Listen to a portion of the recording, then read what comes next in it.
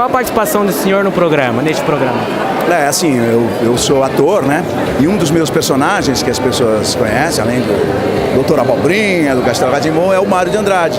E o Mário de Andrade, a importância dele, assim, não só é como artista, porque ele é um artista, assim, múltiplo. Ele foi poeta, ele foi escritor, foi jornalista, e uma das atividades dele foi ser diretor do Departamento de Cultura. E quando ele foi diretor do Departamento de Cultura, que foi ele que criou o primeiro Departamento de Cultura aqui, ele criou uma escola, que era uma escola quase tempo integral. Em 1935, a escola tinha piscina, merenda, tinha aula o dia inteiro, tinha aula de educação física, tinha passeios, aula de folclore. Então, era um cara, assim, uma ideia fantástica, que depois não se desenvolveu, não se proliferou, mas a ideia dele... E não foi no centro, foi na periferia.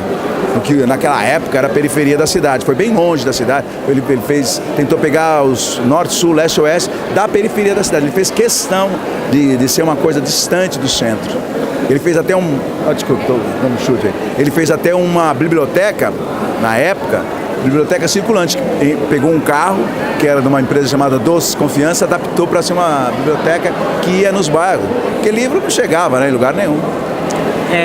Como artista, que sentimentos o senhor poderia nos revelar do trabalho que atinge o público infantil? Do público infantil? Eu acho assim, eu acho que a gente, todo mundo nasce infantil, né? Todo mundo nasce criança. E depois, quando vai crescendo, vai perdendo, vai ficando cada vez menos criança. E quando você vai perdendo essa criança, você começa a ficar sério, você começa a ficar importante, você começa a ter uma profissão, aí você morre! Graças a Deus. Mas eu acho o público infantil um público de quem está chegando com tudo na vida, tem muita vontade de viver. Eu acho assim que uma das do grande trabalho do artista é recuperar o quanto ele foi criança. De todo mundo, né? Porque quando você vai ficando mais velho, cada vez que você fica mais... Uma pessoa velha é capaz de pegar uma fila de 6 horas para pagar uma conta de luz. Uma coisa que uma criança jamais faria, entendeu? Eu prefiro uma criança. É isso.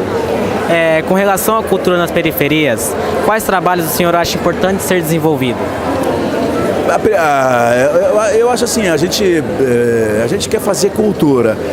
A periferia, o que acontece? A periferia existe mais por imposição de um lugar que quer ser centro do que por ela mesma. Porque a periferia, na verdade, se a gente aqui é o centro, a gente agora aqui é o centro, então o resto é periferia. Depois eu estou lá na periferia, lá é o centro. Onde eu estou é o centro. Sempre onde eu estou é o centro.